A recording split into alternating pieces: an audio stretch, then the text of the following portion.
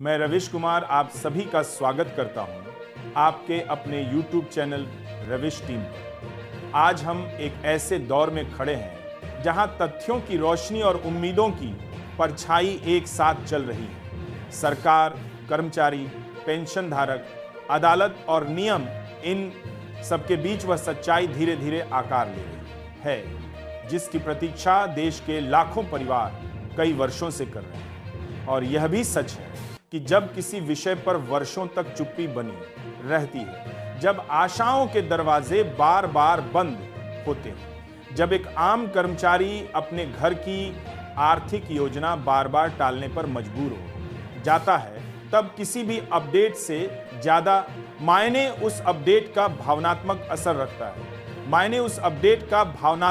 रखता है। शायद यही वजह है कि आज जब यह बात सामने आती है कि 18 महीने का नहीं बल्कि पूरे 36 महीने का बकाया सामने खड़ा है, तो यह सिर्फ एक आर्थिक मुद्दा नहीं रह जाता।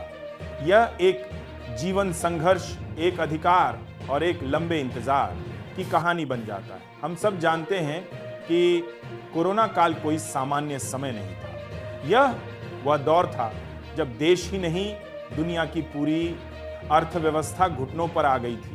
सरकारें डांवाडोल थी, लोग चिंतित थे और देश की प्राथमिकता सिर्फ एक ही थी, लोगों की सुरक्षा और जीवन बचाना। ऐसे समय में केंद्र सरकार ने डीएडीआर की बढ़ोतरी को स्थगित करने का फैसला लिया। तीनों किश्तें रोक दी गई, जनवरी 2020, जुलाई 2020 और जनवरी 2021। उस समय यह घोषणा एक आपातकालीन कदम के रूप में समझ ही गई। किसी ने सवाल नहीं उठाया, ना कर्मचारियों ने, ना पेंशनर्स ने, क्योंकि संकट साझा था और समाधान भी साझा होना चाहिए था। लेकिन जैसे जैसे देश सामान्य हुआ, अर्थव्यवस्था सुधरी, टैक्स कलेक्शन बढ़ा और सरकारी राजस्व तेजी से ऊपर गया, वैसे वैसे ये उम्मीद फिर झाग बैठी कि अब तो रोका गया बकाया वापस मिलना चाहिए। समय बीतता गया, कई बार उम्मीदें पनपी, कई बार घोषणाओं की हवा चली, लेकिन ठोस बात कुछ नहीं हुई। तभी कर्मचारी संगठनों ने तय किया कि अब अदालत का दरवाजा खटखटाया जाए।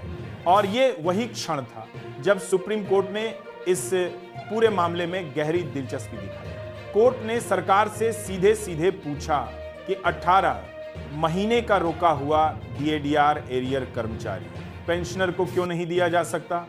आखिर क्या कारण है कि आर्थिक स्थिति सुधरने के बावजूद ये बकाया अटका हुआ है? यहीं से शुरुआत हुई वरिष्ठ अधिवक्ता ए डश के तिवारी की दमदार दलीलों की।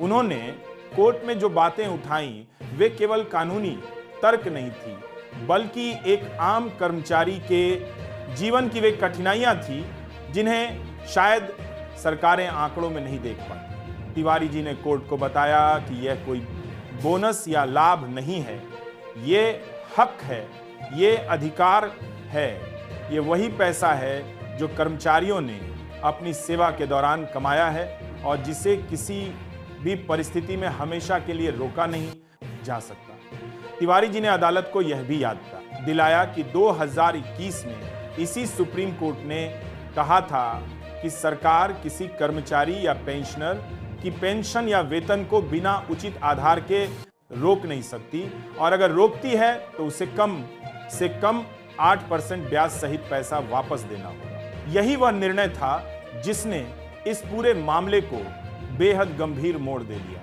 क्योंकि अगर 18 महीने का बकाया 8% ब्याज सहित दिया जाता है तो रकम बहुत बड़ी बनती है, इतनी बड़ी कि लाखों कर्मचारी पेंशनर आर्थिक रूप से राहत की सांस ले सकते हैं। लेकिन इस कहानी का सबसे बड़ा मोड़ तब आया जब 18 महीने की चर्चा के बीच अचानक 36 महीने के एरियर की बात उठने लगी। लोग चौंक गए। 36 महीने क्यों, कैसे, कब, किस आधार पर? दो सरखेस यह सवाल किसी भी सामान्य नागरिक के मन में उठ सकता था, लेकिन असल गणित बेहद स्पष्ट है और इस गणित की जड़ में है 8वां वेतन आयोग। सरकार ने 8वें वेतन आयोग की कमेटी का गठन कर दिया है। अध्यक्ष नियुक्त हो चुके हैं, सदस्य चुने जा चुके हैं, सचिवालय सक्रिय हो चुका है और बैठकों की श्रृंखला शुरू हो चुकी है।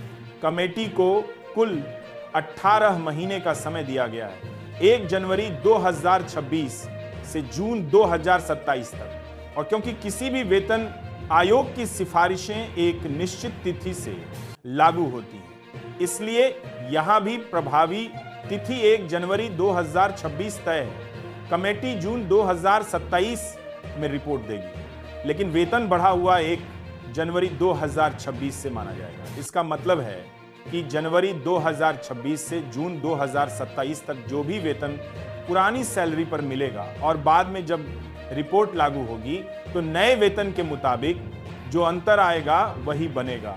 18 महीने का नया एरियर यानी 18 महीने कोरोना पीरियड के और 18 महीने 8वें वेतन आयोग के कुल 36 महीने। और यह कोई अनुमान नहीं, ये पूरी तरह नियमों पर आधारित तार्किक गणना है जिसे हर वेतन आयोग के दौरान लागू किया गया है। यही कारण है कि अब चर्चाओं में 36 महीने का एरियर एक वास्तविक संभावना बन चुका है। लेकिन दोस्तों, सरकार के सामने भी चुनौतियां हैं।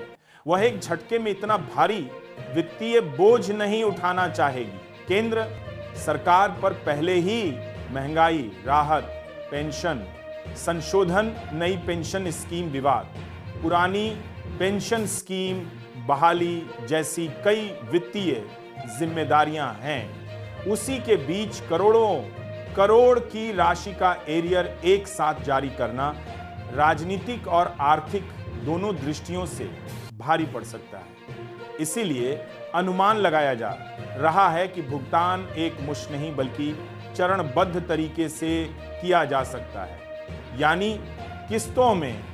इसी तरह जब कमेटी की जिम्मेदारियों को देखें तो साफ पता चलता है कि इस बार सरकार कर्मचारियों और पेंशनर्स के हितों को ध्यान में रखते हुए व्यापक सुधार करने की योजना बना रही है। बेसिक पे का आकलन, डीए को बेसिक में मर्ज करने का नया फार्मूला, फिटमेंट फैक्टर में बढ़ोतरी, पेंशन में 50% से 70% तक की संभावित वृद्धि, कम्यूटेशन रिकवरी अवधि को 15 से घटाकर 11 साल करना, मेडिकल अलाउंस को 1000 से बढ़ाना, पेंशन को टैक्स फ्री करना, ये सारी बातें इशारा करती हैं कि आने वाला समय कर्मचारियों के लिए सकारात्मक हो सकता है।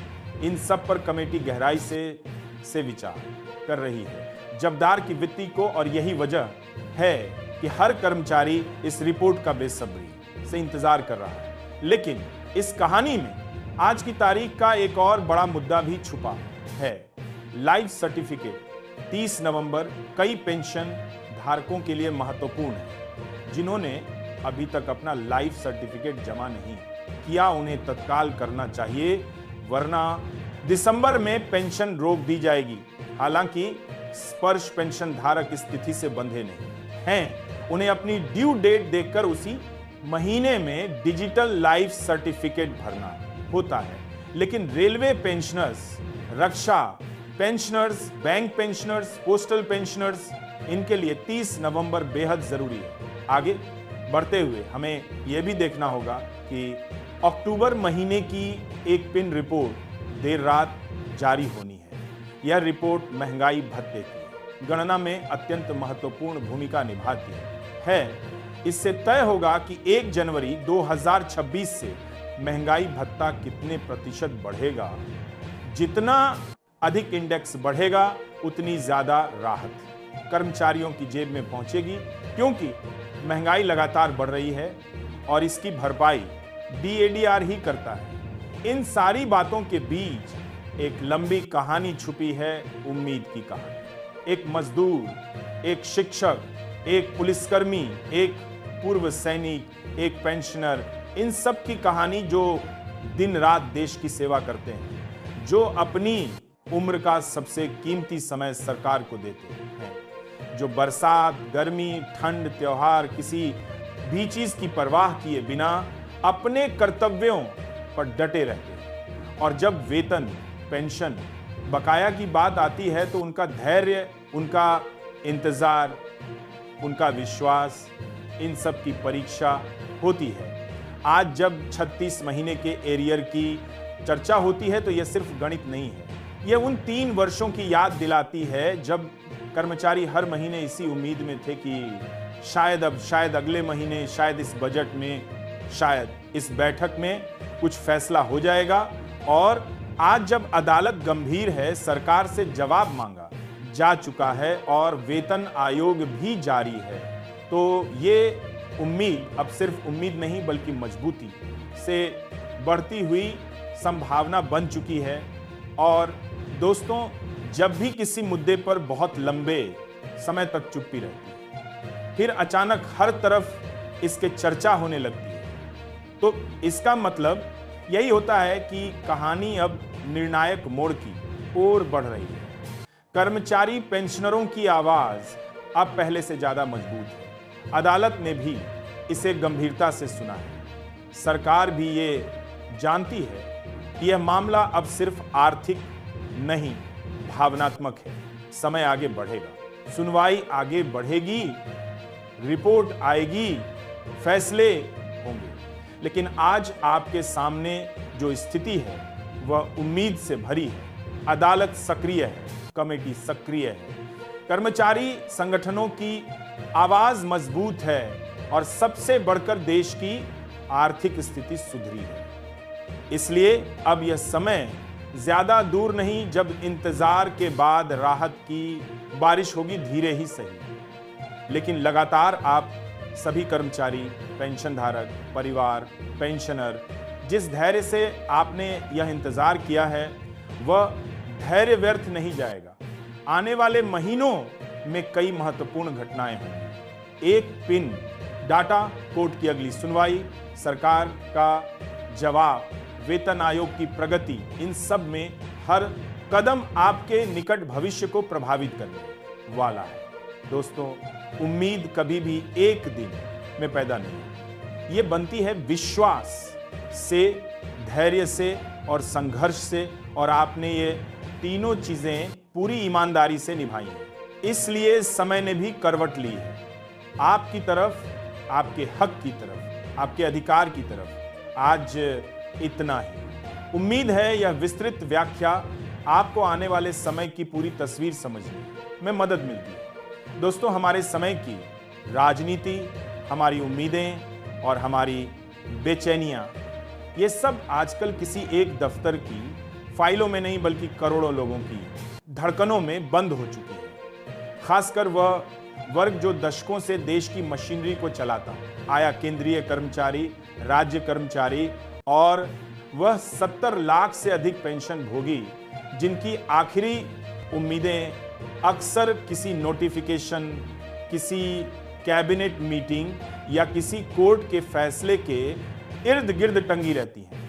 आज एक बार फिर सरकार के 8वें वेतन आयोग, पेंशन संशोधन, महंगाई भत्ते और लंबित एरियरों पर नए सिरे से चर्चाएं तेज हुई हैं। यह चर्चा सिर्फ किसी सरकारी कागजात की नहीं है, बल्कि इन लोगों के जीवन की उन अधूरी बातों की है जिन्हें पूरा करने की उम्मीद इन फाइलों से जुड़ी है। तो यह कहानी उस देश की है जहां सड़कों पर खड़े खंभे तक बिजली के बिल से परेशान है, लेकिन हम उम्मीद करते हैं कि लोगों की जिंदगी वेतन आयोग से सुधर जाएगी। अगर आप गौर करें तो पिछले कुछ महीनों में यह पूरी बहस किसी राजनीतिक शोर का हिस्सा बनती चली गई है। एक तरफ सरकार कहती है कि अर्थव्यवस्था मजबूत है, विकास की गति तेज है, और दूसरी तरफ वही कर्मचारी कहते दिखाई देते हैं कि भाई अगर विकास इतना तेज है तो हमारी जेब में क्या आया। अंत में ये मुद्दा सिर्फ वेतन, पेंशन या एरियर का नहीं, यह उस सम्मान का है जो हर सरकारी कर्मचारी को मिलना चाहिए। यह उस जवाबदेही का है जो सरकार पर है। यह उस विश्वास का है जो जनता और सरकार के बीच होना चाहिए। और यह वही विश्वास है जो टूटते टूटते अभी भी उम्मीद की आखिरी रोशनी बचाकर बैठा है।